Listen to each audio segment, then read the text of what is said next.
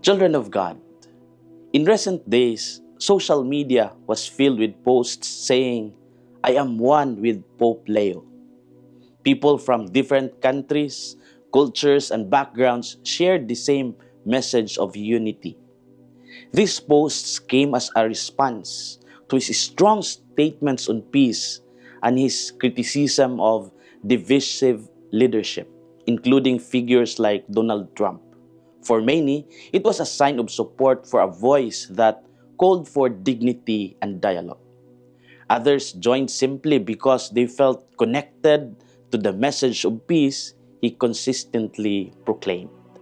The phrase became a trend, appearing in timelines, stories, and shared images. It created a sense of belonging, even among people who never met each other. Yet, beyond the hashtags and posts, there was a deeper question about what it truly meant to be one. Was it just agreement, or was it a commitment to live out the same values? The digital world made it easy to express unity with a click. But real unity always asks for something more.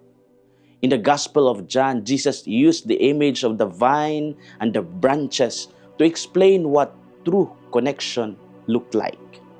He spoke about remaining in Him and as the source of life and fruitfulness. Whoever remains in me and I in him will bear much fruit. What can guide us today as we think about connection and belonging?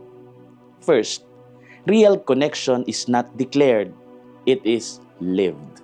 Jesus said, "Remain in me as I remain in you."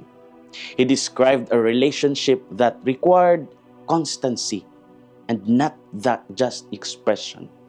The branches did not simply claim they were part of the vine. They stayed connected to receive life. This connection showed itself in growth and fruit. The post saying, "I am one with Pope Leo," expressed a desire for unity. Yet, true unity meant living out the values behind the message. It meant choosing peace in conversations, promoting understanding, and rejecting division in daily life. Without action, unity remains only words on a screen. In our lives, it is easy to say we belong to something or someone. We identify with groups, causes, or beliefs. But Jesus invited us to a deeper connection, one that shapes how we live. Real connection transformed attitudes, decisions, and relationships. Second, real fruit comes from staying rooted in the right source. Jesus said, "Because without me, you can do nothing." He reminded his disciples that fruitfulness depended on their relationship with him. The branch could not survive or produce fruit on its own. It needed the vine for nourishment and life.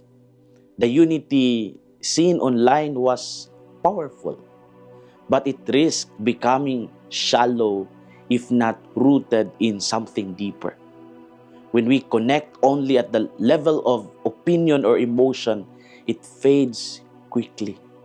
But when we are rooted in Christ, our actions bear lasting fruit like peace, patience, love.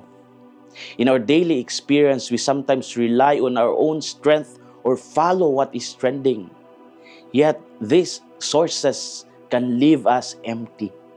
Jesus invited us to remain in Him, where we found strength that endures. As we reflect, we ask ourselves, do I live out the unity I claim?